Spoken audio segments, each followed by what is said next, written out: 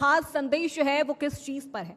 बेवजह बजते हॉर्न, बेवजह बढ़ते वॉइस नॉइस पोल्यूशन और जो इस वक्त एयर पोल्यूशन है वो भी एक बहुत बड़ी समस्या इस वक्त हमारे देश के लिए है, हमारे राज्य के लिए है। तो इन बच्चों का संदेश बेहद साफ है, स्टॉप पोल्यूशन। तो चलिए अब हम बढ़ते हैं अपने अगले सेशन की तरफ। बेहद ही खास ये सेशन है क्योंकि हमारे जो मेहमान हैं वो बेहद खास हैं। तो मैं मंच पर आमंत्रित करना चाहूंगी हमारे अगले सेशन के बेहद खास अतिथि, कैबिनेट मंत्री हरियाणा सरकार राव नरबीर जी का। जोरदार तालियां बजती रहनी चाहिए राव नरबीर जी के लिए, कैबिनेट मंत्री हरियाणा सरकार। और इस सेशन को होस्ट करेंगी इंडिया न्यूज हरियाणा की एग्जीक्यूटिव एडिटर ज्योति सांगवान। राव नरबीर जी से मैं अनुरोध करूंगी, सर प्लीज मंच पर आइए।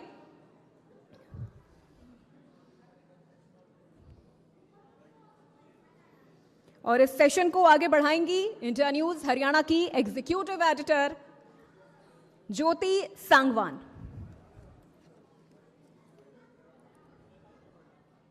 ज्योति, ओवर टू यू। शुक्रिया पूर्वा। एक बार फिर से जोरदार तालियां। हरियाणा के वरिष्ठ कैबिनेट मंत्री राव नरबीर सिंह जी हमारे साथ मौजूद हैं, मंच पर आए हैं। बहुत स्वागत है आपका। कैसे हैं आप? कैसा लग रहा हूं? देखने में तो देखिए कोई डाउट नहीं इसमें, आप जैसा बहुत लग रहा हूं वैसा ही हूं। जैसे लग रहे हैं वैसे ही हैं, अच्छी बात है। गुरुग्राम में कैसा लग रहा है आपको? हैं जी? गुरुग्राम में कैसा लग रहा है, क्योंकि इस वक्त तो गुरुग्राम बहुत सुर्खियों में है। नहीं, गुड़गांव सुर्खियों में, पूरा एनसीआर सुर्खियों में है।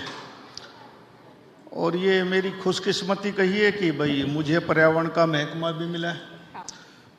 सबसे बड़ा मुद्दा आज एनसीआर में प्रदूषण का है। आपका सवाल पूछने से पहले ही मैं जवाब देता हूं कि प्रदूषण अकेले सरकार खत्म नहीं कर सकती। जब तक आम आदमी की भागीदारी नहीं होगी, कोई कितनी भी कोशिश कर ले, एनसीआर को प्रदूषण मुक्त हम नहीं कर सकते। मैं चुनाव से पहले भी एक बात हर जगह जहां वोट मांगने के लिए जाता था कहता कि 2-4 वोट मेरे को कम दे देना, लेकिन इस पॉलीथीन को बंद करो।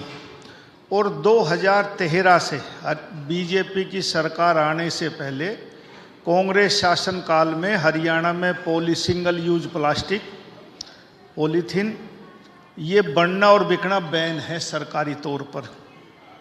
लेकिन आज भी आप हर दुकान पे जाएंगे, रेहड़ी पे जाएंगे, मॉल में जाएंगे, सब जितने भी खरीदार कोई भी सामान खरीद के लेके आए, सबके हाथ में पॉलीथीन का बैग मिलता है।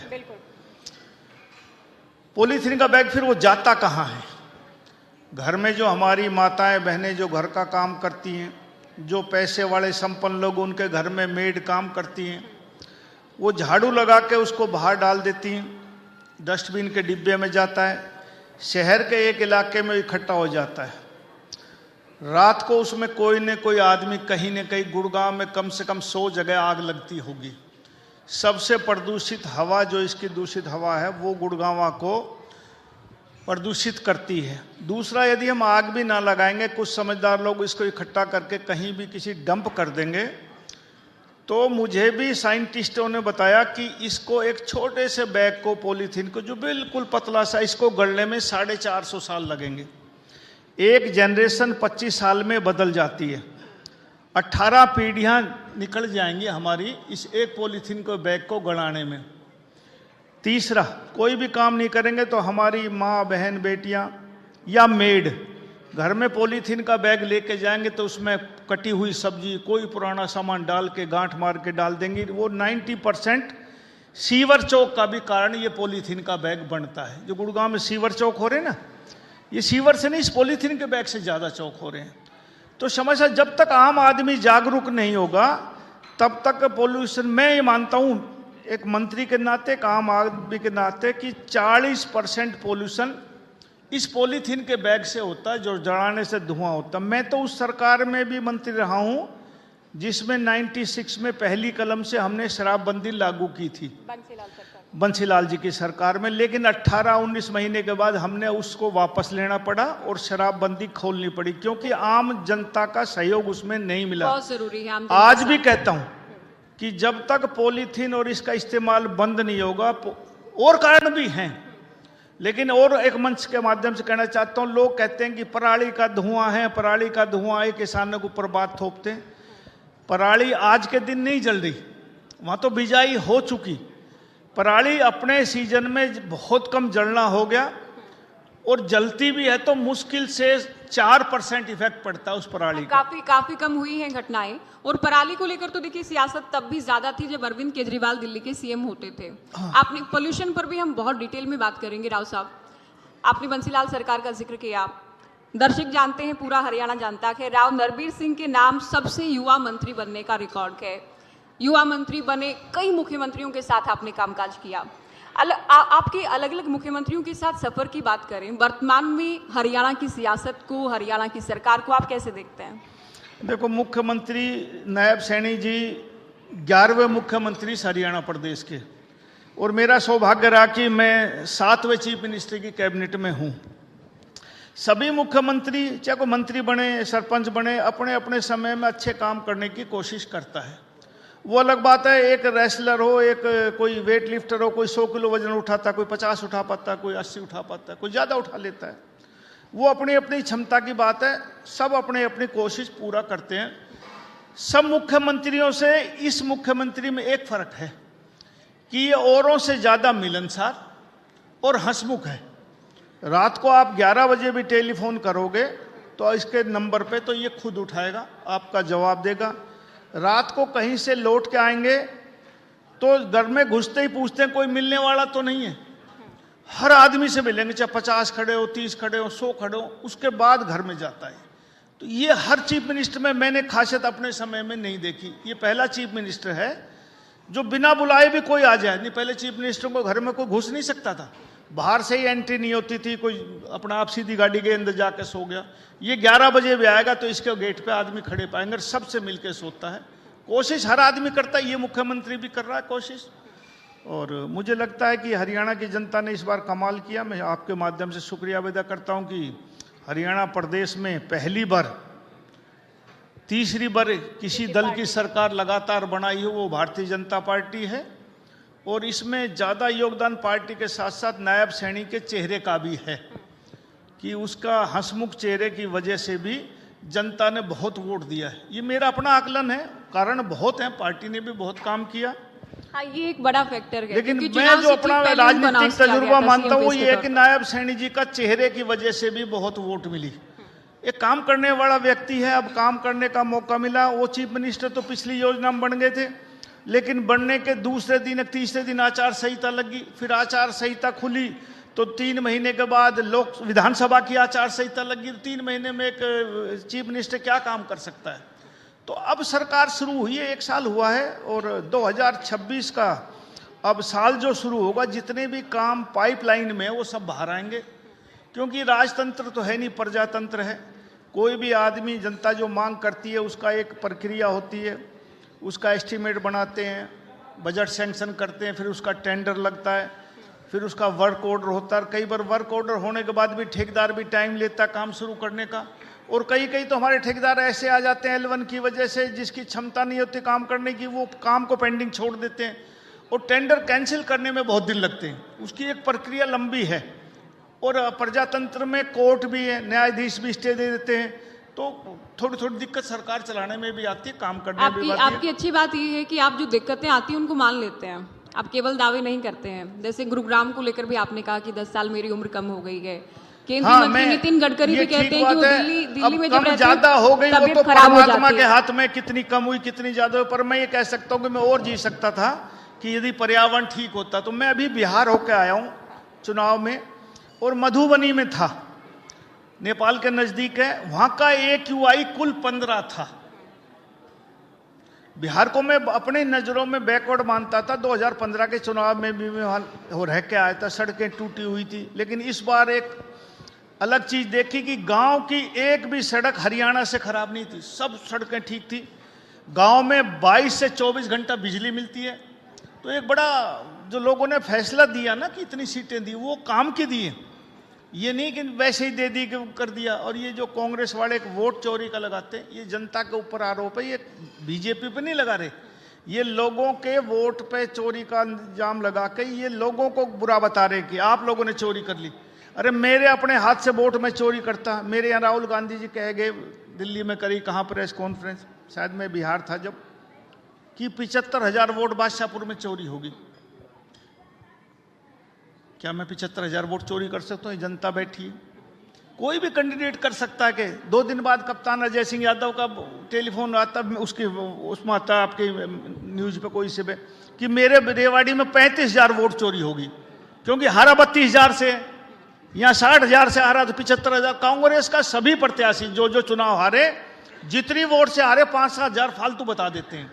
अरे ये जनता का अपमान है, ये हमारा नहीं है। कि जनता हर गांव में, हर इलाके में ये पहले पता होता है कि इस कितनी वोट है। चोरी कहां से हो जाएगी? निर्वाचन आयोग पर आरोप लगा रहे हैं ना, और जो ये वोट का आंकड़ा दे रहे हैं, ये मार्जिन, ये कहते हैं कि हमारे उम्मीदवार जीतते, उनका मार्जिन भी तो होता फिर कुछ जीत का मार्जिन भी होता है ना। अगर वो जीतते, कांग्रेस जो कहती है उसके मुताबिक कि सरकार हमारी चुरा ली गई, निर्वाचन जहां आयोग कांग्रेस बन गई वहां वोट चोरी नहीं हुई। अरे कई प्रदेशों में कांग्रेस की सरकार बनी है, हिमाचल में बन गई, कर्नाटक में बन गई। अच्छा एक बात बताओ, यदि हम वोट ही चोरी करते तो हमारी केंद्र में 240 सीट क्यों आती? वहां भी तो हम 272 से ऊपर लेकर आते मेजोरिटी के साथ। तो ये कहने वाले, इनको जनता ने नकार दिया, इसलिए और कोई बहाना है नहीं। तो ये वोट चोरी का आरोप, और जनता इस बात को हंसी मजाक में लेती है। 16-17 दिन बिहार में तेजस्वी जी और राहुल गांधी जी ने पूरे सब जिलों में यात्रा निकाली, वोट चोर गद्दी छोड़, छुड़वा दी ना। कितनी सीटें आई? अरे हम 2/3 बहुमत से सरकार बनाई है हमने वहां। राहुल गांधी जी की 6 सीट आई, और शायद 25-26 सीटें कितनी आई उसकी तेजस्वी जी की, बुरी तरह से हारे। हरियाणा के सदन में भी ये मुद्दा उठा इस बार। जी, मैंने सदन में भी कहा था हाँ। कि आपको जनता ने नकार चुका, अब ये वोट चोरी मत करो, जनता में जाकर जनता से माफी मांगो, जो आपने 10 साल राज किया। और हम तीसरी बार सरकार बनाई और बहुमत से बनाई है। जब हुड्डा साहब आप तीसरी बार चुनाव आपके नेतृत्व में लड़ा गया तो आप 15 सीटों पर रह गए। तो फैसला कौन करता है?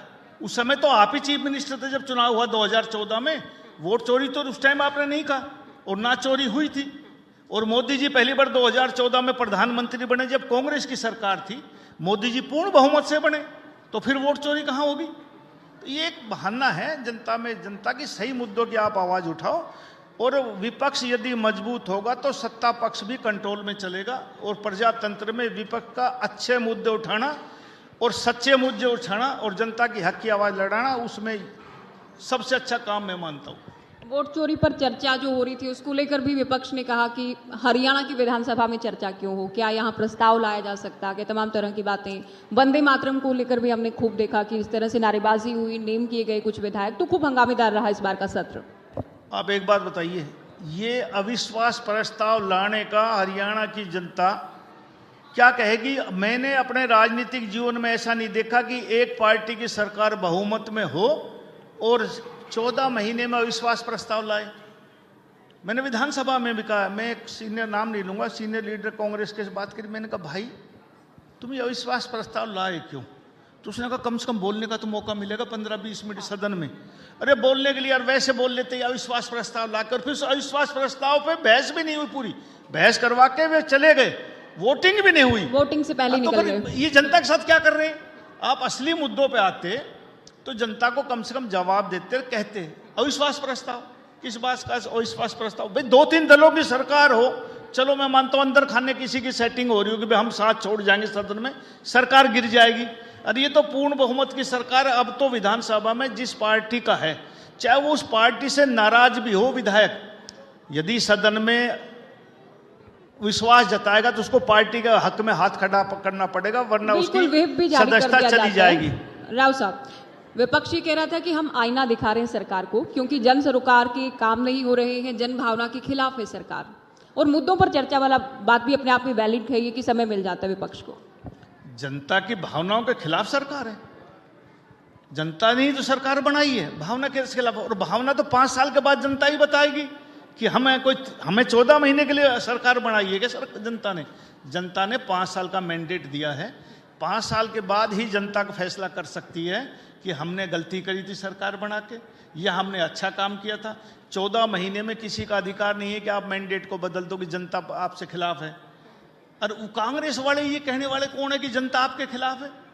अरे जनता फैसला करेगी, और जनता को 5 साल का संविधान में अधिकार दिया कि 5 साल के बाद अपना प्रत्याशी अपनी सरकार चुनो। हमें लगातार तीसरी बार सरकार लोगों ने बनाई है, और ये कांग्रेस का वहम है।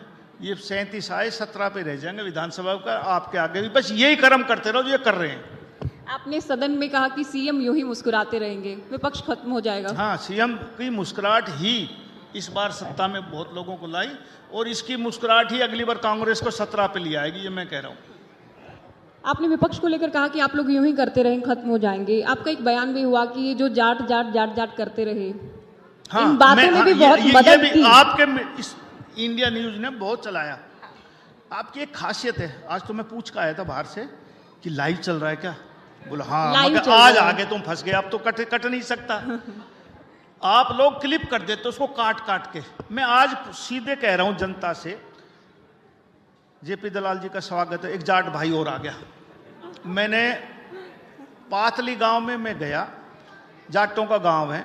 मैंने पिछले योजना में 14 से 19 तक तकरीबन जो उनने काम कहा, छोटा सा गांव है, 8-10 करोड़ के काम किए होंगे मैंने।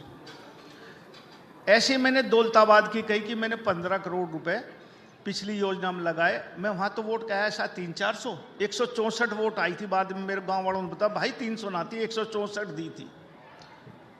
तो मैंने कहा यार मैं 10 साल के बाद चुनाव लड़ रहा हूं, कोई तरीका तो बताओ कि देखो धर्म जाति तो मैं बदल नहीं सकता, ये तो परमात्मा देता है।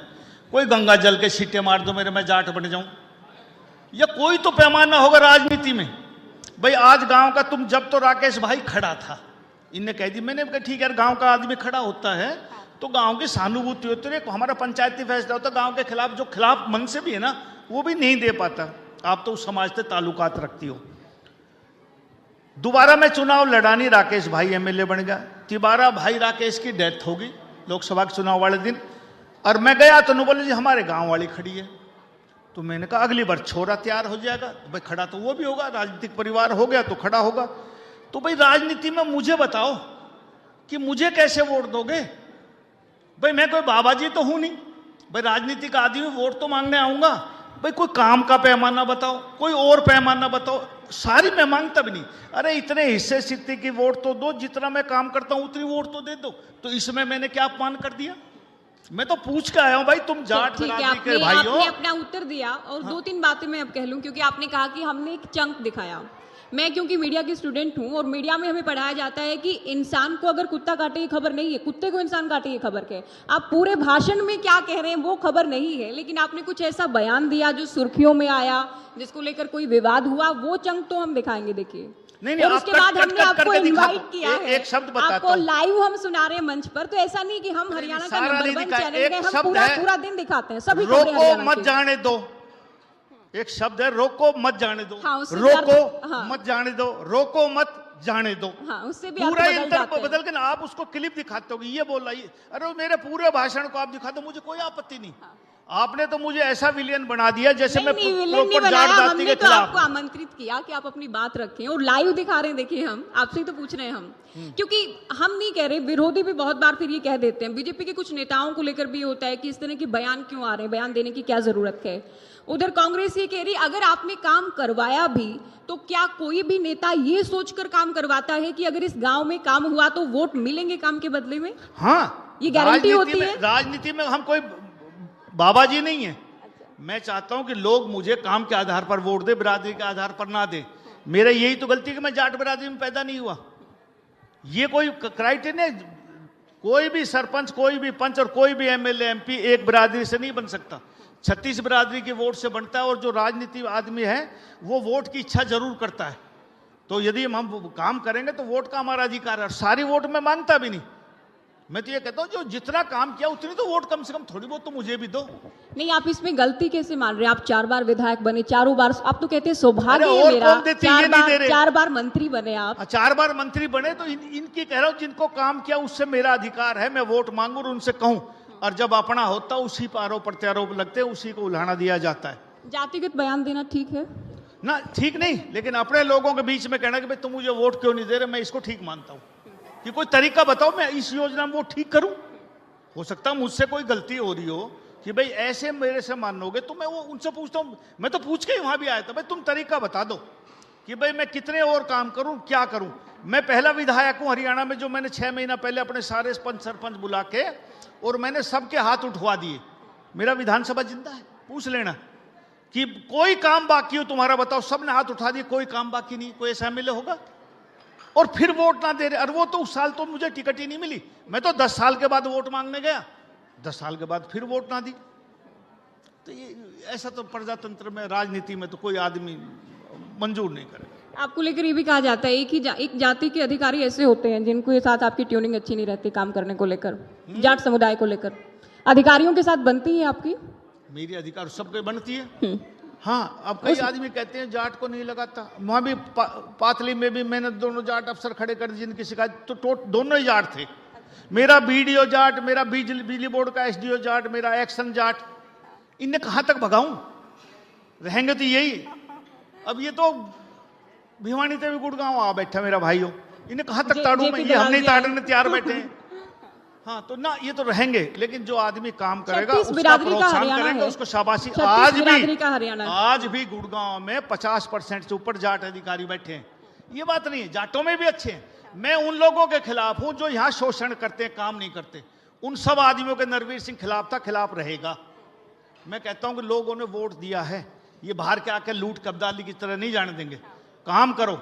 इन लोगों ने तो यहाँ वोट मांगनी नहीं। अरे वोट तो हमने मांगनी यहाँ, हमने, ये तो आकर पैसे खा के चले जाएंगे ना, ऐसा बर्दाश्त नहीं करेंगे।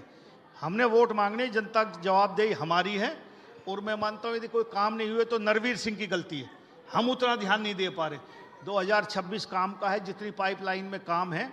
जो लोगों ने इस हरियाणा के, इस गुड़गांव जिले के लोगों ने भाजपा को वोट दिए, वो सारी 26 में आपको होती हुई दिखाई देंगी। ये मैं कह के जा रहा हूँ आपसे। सारे काम आप करेंगे जो हाँ, भी पाइपलाइन में है। जो ना होंगे अभी तो बहुत समय वो है, आरोप नरवीर सिंह के ऊपर होंगे, और जो ना होंगे वो भी नरवीर सिंह करवाएगा। चलिए, अच्छी बात है, आप कह रहे हैं काम के आधार पर वोट आपको मिलना चाहिए और जात पात के आधार पर राजनीति ना, नहीं जात पात के होनी आधार पर चाहिए। ना कभी कोई बनता है, ना सरकार बनती है। कुछ लोग हैं वो अपनी बात रखना चाहते हैं, मंत्री जी के आगे हम चाहेंगे वो भी। सबसे पहले अनिल राव जी, आप कुछ बात रखना चाह रहे थे। राव साहब नमस्कार। नमस्ते। राव साहब, हमारी इनेलो छोड़ दी? मैंने तो छोड़ दी, जन साहब से बात हुई थी। शुक्रिया भाई को। तो क्या हुआ कि 818 बैंकेट हमारे हरियाणा में, और एक वो धिंगड़ा है, शायद आपके भी पीछे पड़ा था, और वो केराव के पीछे पड़ा था। उसने आरटीआई पीआई डाली हाईकोर्ट में। मैं तो भाई सुप्रीम कोर्ट से पीछा छुड़वाया निठ। वो तो नहीं, आप सोचो। मैं आपको एक बताता हूं, आज बताता हूं। हाँ भाई, मैंने जब नॉमिनेशन भरा 5 में 9 में, तो मैंने लिख दिया, आज तक नहीं जवाब दिया, आज देता हूं, क्योंकि सुप्रीम कोर्ट ने भी मेरी सर्टिफिकेट का फैसला हो लिया। हाँ। एक में लिख दिया मैंने कि मैंने मैट्रिक करी बिरला विद्या मंदिर नैनीताल से। दूसरे में 9 में लिख दिया मैंने कि मैंने इलाहाबाद बोर्ड से मैंने मैट्रिक की परीक्षा पास की। नू करा ये गलत लिख दिया। अरे जो कोई गुड़गांव में एक स्कूल का नाम लिख दे, सलमान पब्लिक स्कूल या कोई पब्लिक स्कूल, मैंने इससे करी, वो लिख दे भिवानी बोर्ड, तो मेरा बोर्ड तो वही है ना। उसकी उसने दरखास्त दी यहाँ पुलिस को, कोर्ट में दी, कोर्ट वालों ने पुलिस से वेरिफिकेशन मांगी। वो नैनीताल स्कूल में भी होका है कि फला रोल नंबर से फला साल में नरवीर सिंह ने मैट्रिक करी। वो बोर्ड में भी गए और बोर्ड से भी लिया है, वो इलाहाबाद बोर्ड से, और उसी को केस यहाँ उसको खारिज कर दिया, नीचे हाई कोर्ट में ले गया। हाई कोर्ट से खारिज हो गया तो फिर सुप्रीम कोर्ट ले गया। सुप्रीम कोर्ट ने उसकी फाइल फेंक के मारी। जब जाके मैं अब नीठ बचाऊं, मैं तो भाई ना एक आरोप लगा कि नरवीर सिंह नकली सर्टिफिकेट ले रहा। राव साहब, आपने तो पीछे छुड़वा दी, मार भी छुड़वा दो। और बताता हूं, पहले मार तो राजनीति में हाँ, कोई क्वालिफिकेशन की वो नहीं है लाइन कि ये बी होना चाहिए, गुठा टेक भी यहाँ पर लड़ सकता है। बिल्कुल जब है सरपंची में 10वीं है, हाँ, यदि एससी है तो उसको 8वीं है।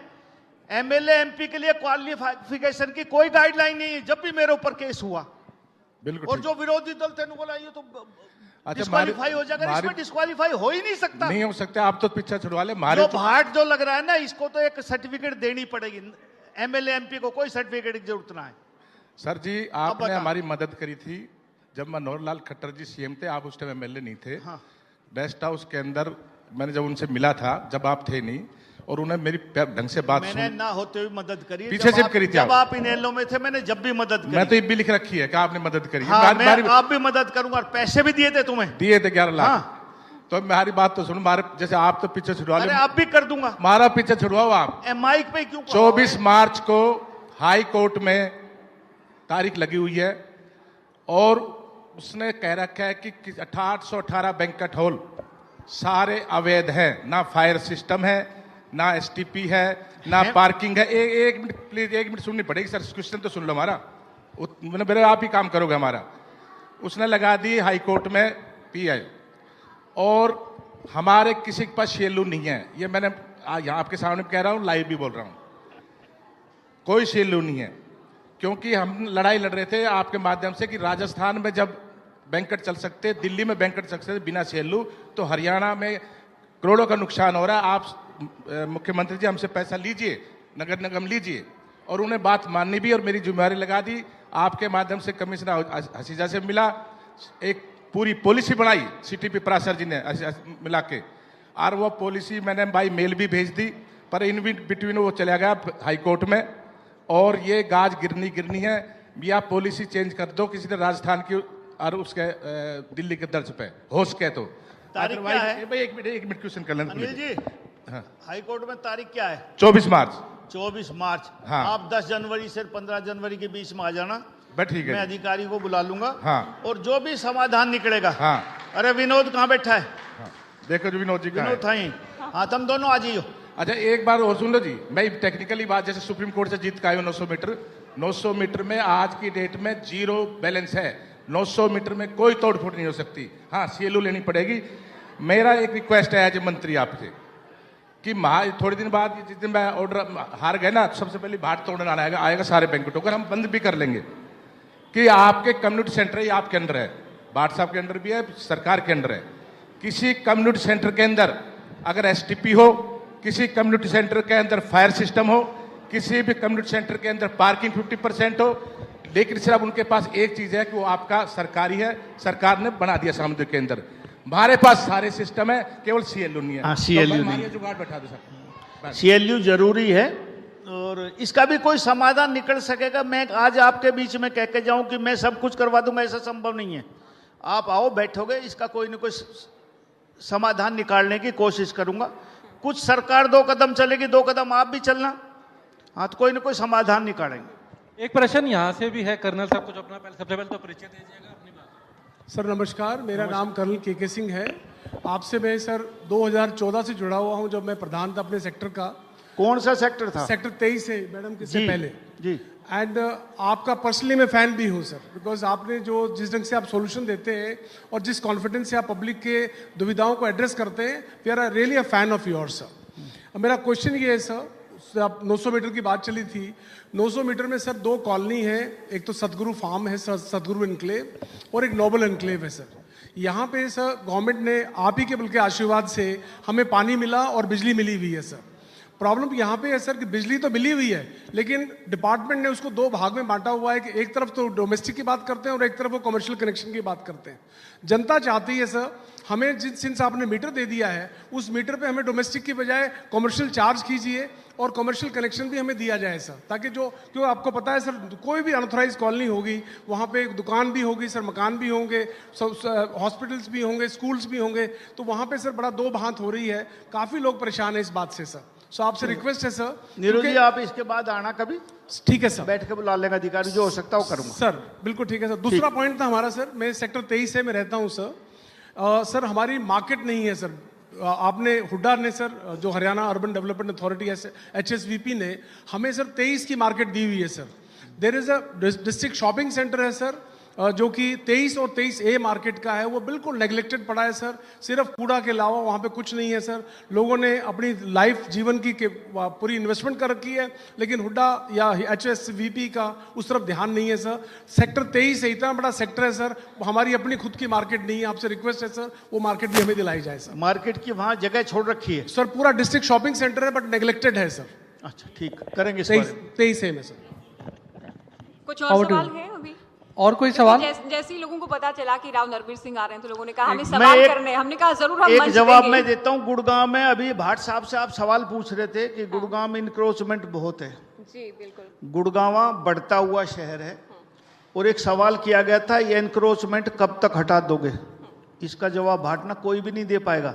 एनक्रोचमेंट रोज होती है, हटती रहेंगे समय अनुसार, और अकेला भाट कहां तक हटाएगा?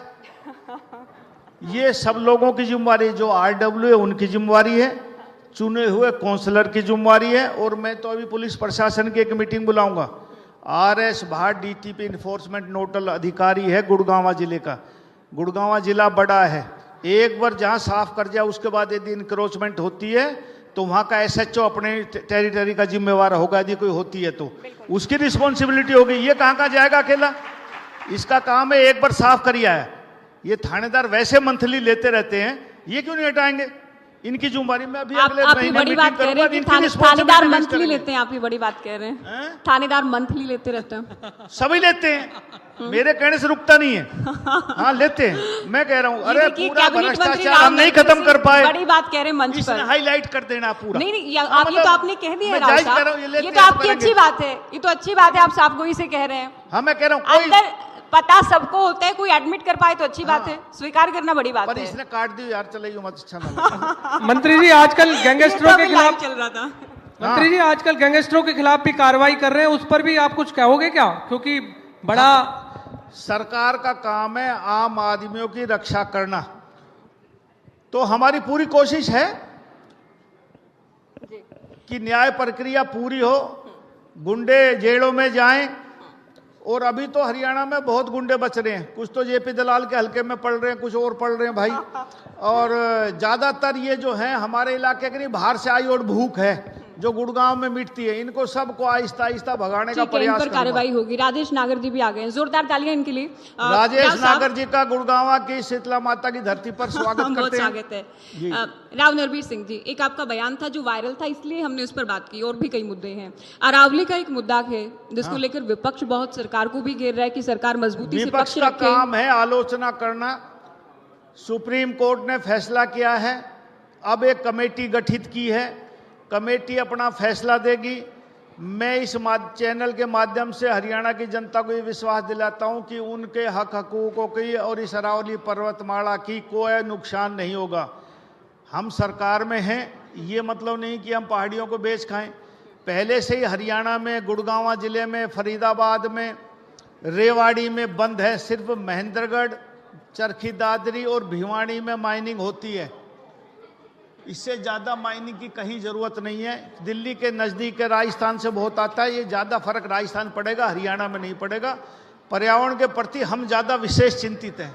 ये चैनल या वो कोई हाई कोर्ट सुप्रीम कोर्ट फैसला कर दे, यदि कोई सुप्रीम कोर्ट गलत फैसला भी करेगा तो हम रिव्यू पिटीशन में चले जाएंगे। अभी तो कमेटी गठित हुई है, फैसला जो करेगी जब बताएंगे आपको। रिव्यू पिटीशन के लिए चले जाएंगे क्योंकि यदि कांग्रेस- हमारे हक में नहीं आया फैसला, कोई हरियाणा हाँ। के हितों की रक्षा नहीं हुई तो हम चले जाएंगे। लेकिन सरकार तो क्योंकि कांग्रेस ये कह रही सरकार गलत व्याख्या कर रही है सुप्रीम कोर्ट के आदेश की, और सरकार को रिव्यू पिटीशन लगानी ही चाहिए। हरियाणा सरकार को भी एफिडेविट अभी देना एक चाहिए। कमेटी बनाई, उसके सामने सारी बात रखेंगे। यदि उसके बाद भी कोर्ट नहीं मानेगा, जब फिर रिव्यू पिटीशन करेंगे। हाँ, कोई ये तो लोग को कोई काम नहीं मिल रहा है इसलिए कह रहे हैं। हरियाणा के हक की ज्यादा चिंता हमारी सरकार को है और लोगों को पसंद है, इसी लगातार तीसरी बार हमारी सरकार बन रही है। जी, जंगल सफारी भी आप दुनिया की हाँ, सबसे बड़ी जंगल बनाने जा सफारी रहे पे हैं। भी लोग बहुत खिलाफ हैं। अरे जंगल सफारी से गुड़गांव में आप बताइए, कंक्रीट के बिल्डिंग हमने बड़ी बड़ी खड़ी कर दी। आज यदि हमारा कोई दोस्त आ जाए, कोई रिश्तेदार आ जाए तो कहाँ घुमा के लाएं? एक हिंदुस्तान की एक बेहतरीन सफारी बन रही है, पर्यावरण को उससे कोई नुकसान नहीं होगा। ये जो पर्यावरण प्रेमी बनते हैं ये वैसे ही कह रहे हैं पर्यावरण को नुकसान होगा। मैं एक बात कहता हूं कि हमने पौधे ज्यादा लगाए हैं और कांग्रेस वाले ज्यादा वो करते हैं। कांग्रेस के समय में एक 93 या 92 में एक 80 करोड़ रुपए का वर्ल्ड बैंक से लोन आया जिसका इंटरेस्ट फ्री था। इन्होंने सारे हरियाणा में काबली कीकर लगा दी जिसका कोई फायदा नहीं। मैं उनको हटवा रहा हूं और अपने इस पेड़ लगवा रहा हूं। हमारे यहाँ रोहिड़ा हुआ करते हैं, हमारे यहाँ जाट का पेड़ हुआ करता है, जाट जाति का, हमारे यहाँ जाड़ हुआ करते हैं। उस पे अब हम वायु देवता प्राणी में भी शामिल उन पेड़ों को अब कर रहा हूं। नीम, पीपल, बड़ जो हमारे यहाँ के पेड़ थे वो हम लगाएंगे ताकि 24 घंटा ऑक्सीजन मिले और लोग अच्छा जीवन जी सके। आहिस्ता आहिस्ता आपको बदलाव नजर आएगा। अरावली में सफारी बनेगी, मेरा पूरा प्रयास है, मेरा ड्रीम प्रोजेक्ट है और गुड़गांव वासियों के लिए खुशखबरी होनी चाहिए। एक अच्छी चीज आ रही है और मैं जामनगर में वनतारा में होकर आया हूं 2 बार, एक बार मुख्यमंत्री जी को और पूर्व मुख्यमंत्री जी को भी लेकर गया, एक बार पहले होकर आया।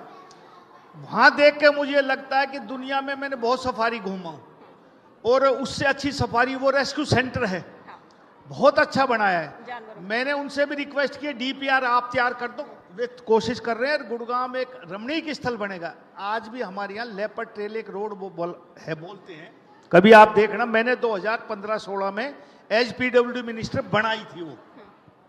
उस पे आज के दिन शनिवार इतवार और कोई भी नेशनल हॉलीडे को वो 4-5 किलोमीटर का रास्ता, हजारों गाड़ियां आपको मिलेंगी। तो गुड़गांव में कहीं घूमने की जगह ना, एक अच्छी जगह है, वातावरण अरावली के नीचे अच्छी हवा आती है, खुशबू आती है। और अब हम पेड़ लगा रहे हैं, अच्छे फूलदार पेड़ लगाएंगे, छायादार पेड़ लगाएंगे, तो गुड़गांव में एक रमणीक स्थल बनेगा और लोग खुली हवा में सांस ले सकेंगे। अभी अगले सेशन की ओर भी हम बढ़ेंगे। छोटे छोटे 1-2 सवाल आपसे और। दक्षिण हरियाणा में आप बड़े नेता हैं और राव इंद्रजीत सिंह भी दक्षिण हरियाणा के बड़े नेता हैं। आपकी अच्छी बात है, आप मेरे से बड़े नेता हैं। हाँ, आप लोग कई बार चुनाव में आपके बयान भी सुने कि वो कैंपेनिंग में आपकी हेल्प नहीं कर रहे थे। ईमानदारी से आप बातों को स्वीकार भी करते हैं। अब सब कुछ ठीक ठाक चल रहा है। कई बार ऐसा होता है कि हमारे आपस में विचार नहीं मिलते, तो वो अपना काम करते हैं, मैं अपना काम करता हूँ। उनको मेरी जरूरत होती है, वो मांग लेते समर्थन, मुझे जरूरत होगी तो मैं मांग लूंगा। हाँ, उन्होंने मेरे को टेलीफोन लोकसभा में किया था, मैं नॉमिनेशन भरवाने के लिए आया, बागा उन्होंने समर्थन मांगा नहीं, मैं आया नहीं। मैं लोकसभा का इंचार्ज था, 2 दिन प्रोग्राम करके गया, 3 लोकसभा का क्लस्टर इंचार्ज था, वहां रहा, मुझे आवश्यकता नहीं थी, इसलिए मैंने मदद मांगी नहीं। चलिए, बहुत शुक्रिया, आप मंच पर आए, आपने सभी सवालों का जवाब दिए, जो जो मुद्दे हैं तमाम उन पर आपसे बात की, जो एक वायरल हुआ था बयान उस पर भी बात हुई। करो, बाकी कभी बुला लो, मैं आ जाऊंगा, हर सवाल का जवाब दूंगा। हम जो चलाते हैं सही चलाते हैं नरवीर साहब, आप जानते हैं हरियाणा का नंबर 1 चैनल है इंडिया न्यूज हरियाणा, लोगों के भरोसे से बना गए, लोग भरोसा करते हैं। भरोसे से बना, ऐसे ही चलोगे, पंजाब केसरी भी 1 नंबर पे था। नहीं, देखिए, चलिए वो तो हम अलग किसी मंच की बात नहीं करेंगे, हम इंडिया न्यूज हरियाणा की बात करें। बहुत शुक्रिया, आपने हमें वक्त दिया, तमाम सवालों पर आपने जवाब दिए, बहुत बेबाकी से, बहुत शुक्रिया। बहुत शुक्रिया राव नरबीर जी। मैं चाहूंगी सर आप मंच पर ही रहें, सर आप मंच पर ही रहें और मैं जीएवी इंटरनेशनल, तो मंच पर राव नरबीर जी को यहां पर कंपनी देने के लिए जेपी दलाल जी भी मंच पर मौजूद हैं और जोरदार तालियां बजती रहनी चाहिए इस बेमिसाल जोड़ी के लिए। और मैं आपको मंच पर ही रोकना चाहूंगी, क्योंकि मैं जीएवी इंटरनेशनल स्कूल के बच्चों को मंच पर आमंत्रित करूंगी। बच्चे जिन्होंने पर्यावरण को लेकर एक बेहद ही खास संदेश अपनी खूबसूरत परफॉर्मेंस के जरिए दिया, जहां उन्होंने बताया कि हमें पॉल्यूशन को किस तरह से रोकना है और उस बढ़ते पॉल्यूशन की वजह से कितने लोगों की जिंदगी खतरे में है। बच्चे समझ गए हैं, हमें भी समझने की जरूरत है। और मैं प्रदीप कौशिक जी को भी मंच पर आमंत्रित करूंगी, चेयरमैन जीएवी इंटरनेशनल स्कूल के। सर प्लीज मंच पर आएं और जीएवी इंटरनेशनल स्कूल के बच्चों से भी मैं अपील करूंगी कि वो मंच पर आएं। पर्यावरण को लेकर बच्चों ने एक बहुत ही खूबसूरत परफॉर्मेंस दी है और इसीलिए पर्यावरण को बचाने में जिस चीज का सबसे बड़ा योगदान है, पौधा, हमारे पर्यावरण को हरा भरा बनाने के लिए।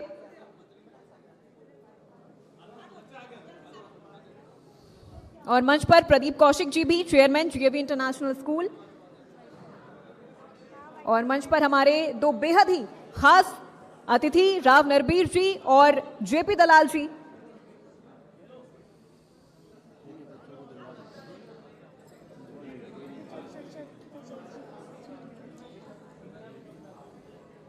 पर्यावरण को समर्पित ये पौधा और स्मृति चिन्ह भेंट करके बच्चों को सम्मानित करते हुए राव नरबीर जी और जेपी दलाल जी, तालियां बजती रहनी चाहिए क्योंकि बच्चों ने बेहद ही खूबसूरत परफॉर्मेंस दी, जहां उन्होंने बताया कि किस तरह से हम अपने पर्यावरण को संरक्षित कर सकते हैं, सुरक्षित रख सकते हैं। जो पर्यावरण हमें इतना कुछ देता है, हम उसे बदले में क्या दे रहे हैं।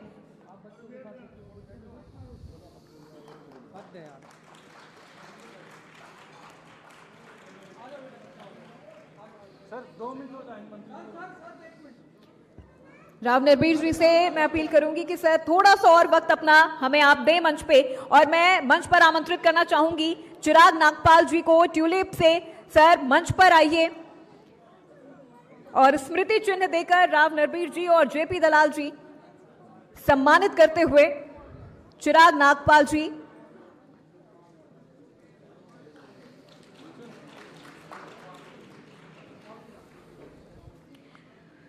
Amandeep Chauhan ji drug controller officer, sir please मंच पर आइए। स्मृति चिन्ह देकर आपको सम्मानित करते हुए राव नरबीर जी और JP Dalal ji. Amandeep Chauhan drug controller officer. और हमारे अगले खास मेहमान, हमारे अगले अवॉर्डी ज्योति सिंह, डायरेक्टर श्री श्याम जन कल्याण सेवा संस्थान झज्जर।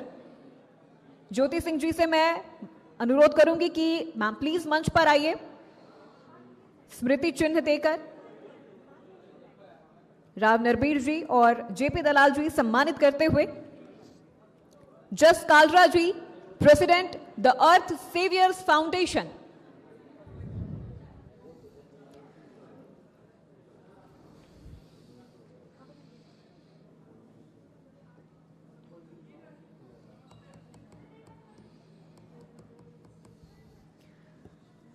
तो हमारे अवॉर्डीज के लिए एक बार जोरदार तालियां।